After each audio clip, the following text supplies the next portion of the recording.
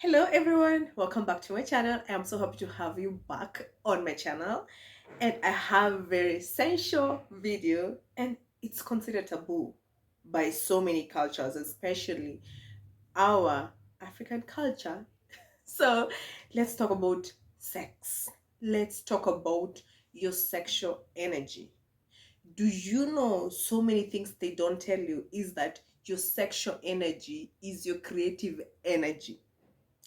Think about it like this: the creativity comes roots from your chakra energy point. Like, it's where every being in this planet is created from. So it's all about the creativity, the growth, the expansion.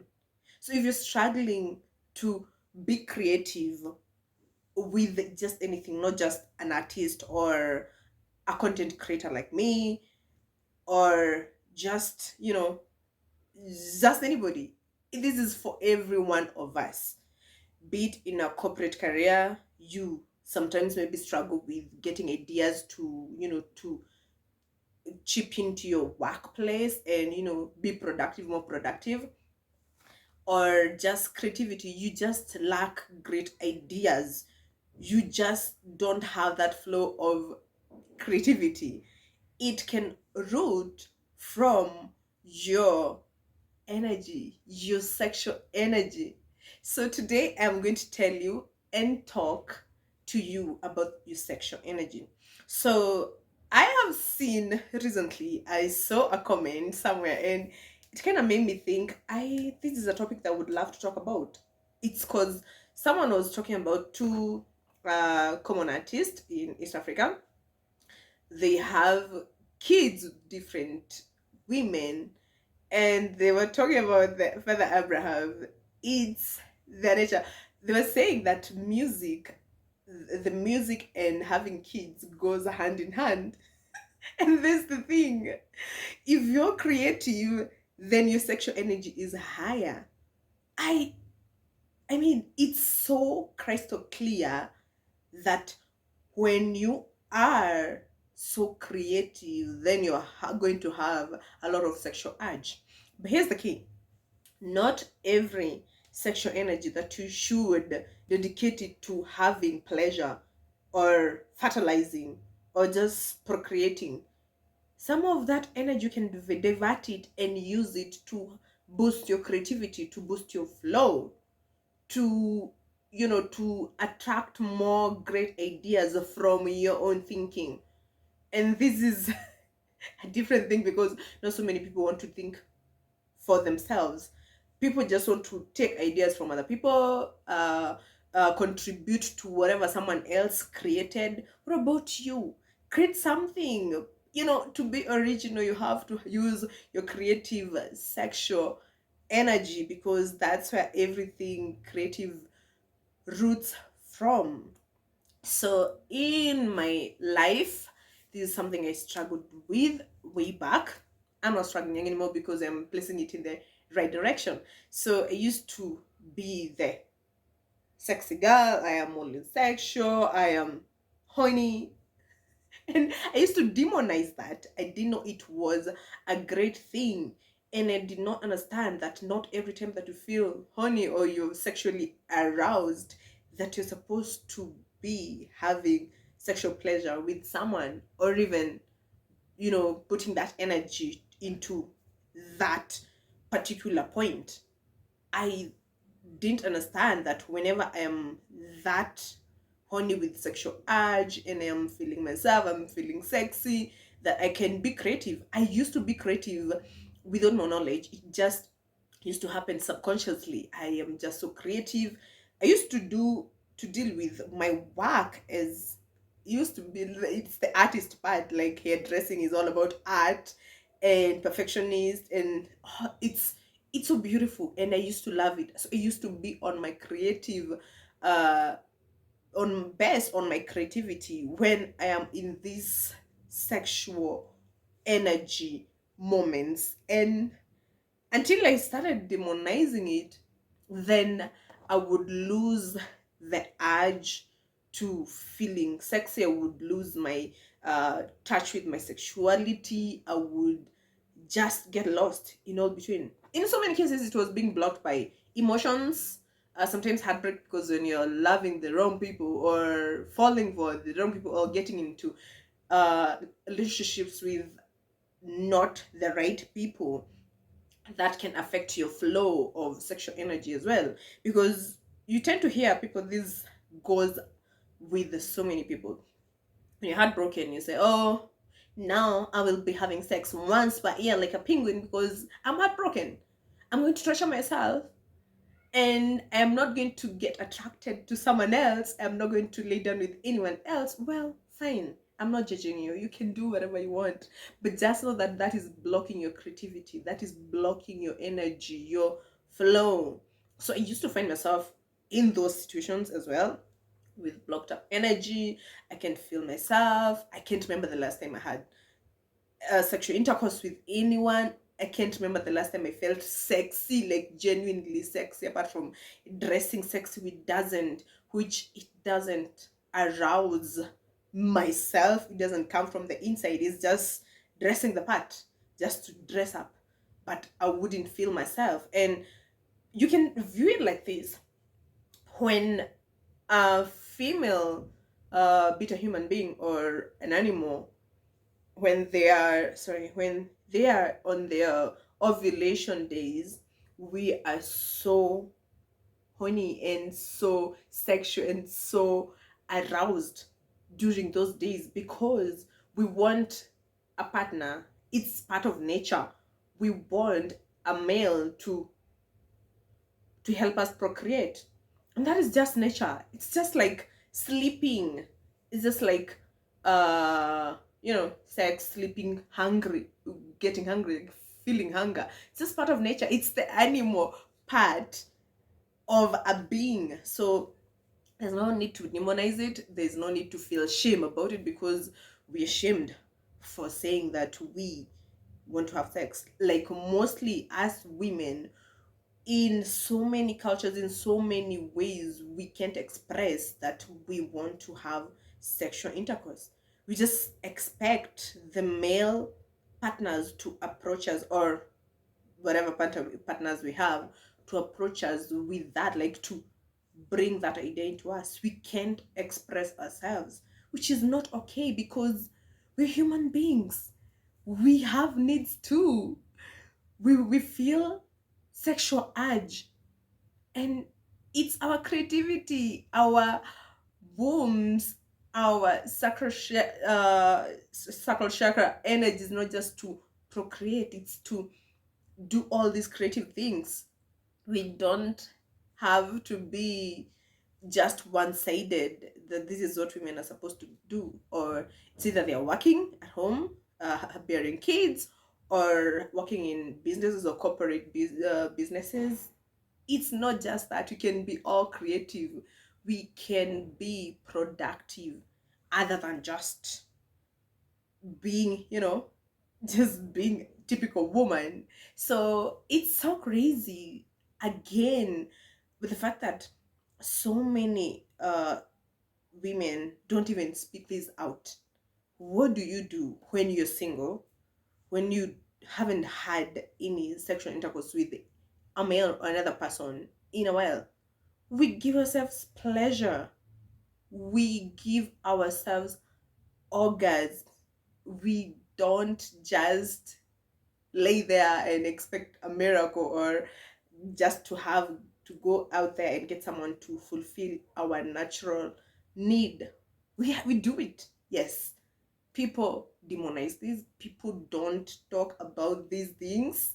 And it's so crazy because it's natural. I mean, I embrace that part of me. People feel very uncomfortable around me, by the way, when, as a person, I speak freely about sexual things. I speak freely about sexual pleasure, about, like, those are the taboo topics. I just think I think I just like poking holes in the wrong places. Like, to just make people feel uncomfortable, but it's a good thing. I mean, I would love for everyone to embrace this part of themselves because it's natural, it's God given, it's wonderful.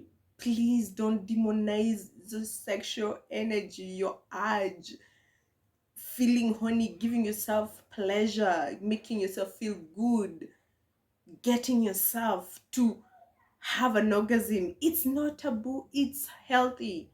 It helps your brain. You don't have to be slow with helpful chemicals in your brain to make you being productive just because you can't have a partner to have sex with. You can have that with yourself. Yeah, you just have to practice. I practiced. It gets you somewhere and it gets you feeling good.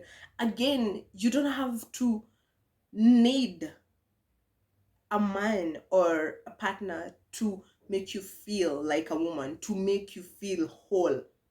If you can do that by yourself, it's not every time that we have our partners around.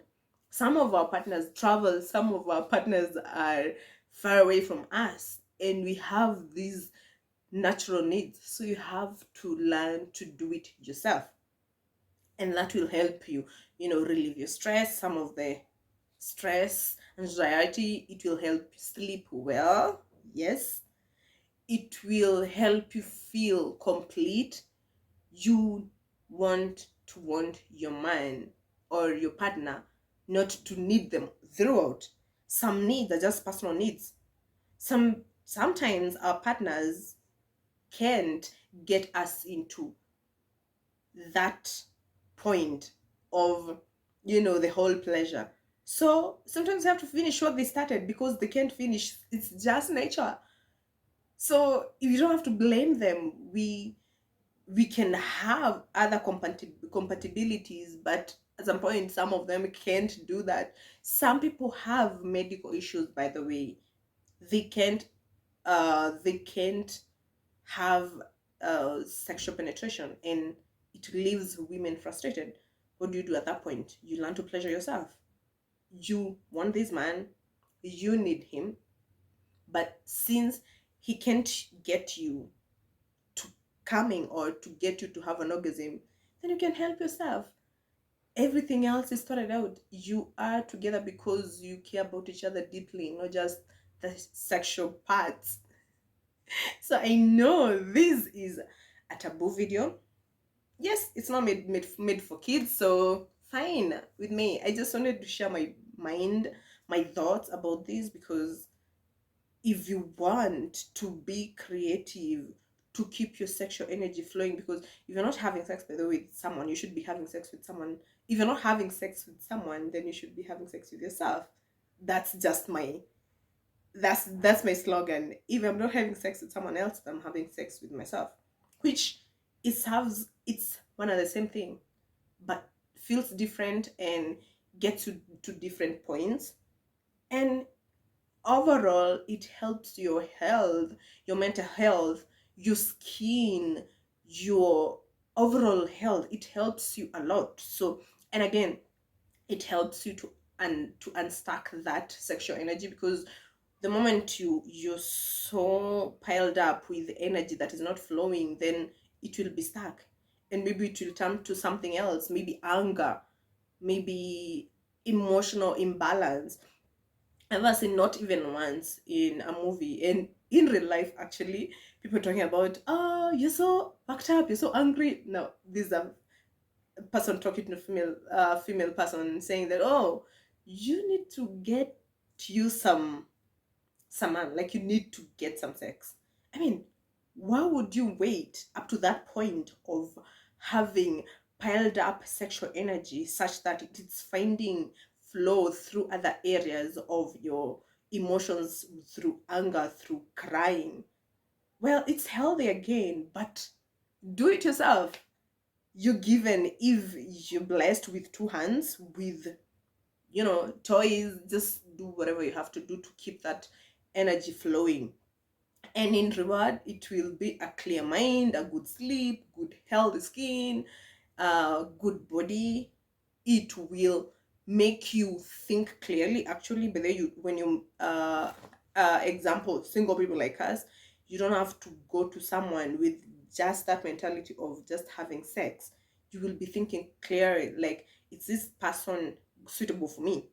Do we match? Do I feel, though, do I feel good when I'm with him? Like, it gets you thinking clearly, and you don't have to be caught up in that moment of, I am thinking with the piled up energy down there. I'm thinking with my honey body. No, you don't have to be like that. You just have to have clear mind. Work it out when you're going on a date. You don't have to be honey walking around. Oh my god, this remind me of something. A certain friend of mine was making a joke, laughing actually about her friend. She was telling me, "Oh, a certain friend of mine is saying that I'm walking by the street and I am so horny." I mean, we have that ability to not just men who undress men. Not just men who undress women. Even us men, we undress men. Like, literally, when someone is passing by and you're horny and you, even on the TV, you're just watching a good movie and you're horny and you're like, ooh, you're fantasizing about that person. Just get to a different place, help yourself out, and that will be a crystal clear moment that you don't have to bother yourself or even think about it again. It's generally so healthy. It's so freaking healthy. I would recommend, if you feel shame around that, work on that, because sex is not supposed to be a shameful topic. Sex is just like food, like sleep. It's in our animal nature. It's just a natural thing. And I hope you get some nice advice, nice word advice from this video. And it, if it helped, please, I would love to hear your comment, your opinion on the comment section. Like, share with other people. Let's be sexual beings. And I will see you on the next one. Bye bye.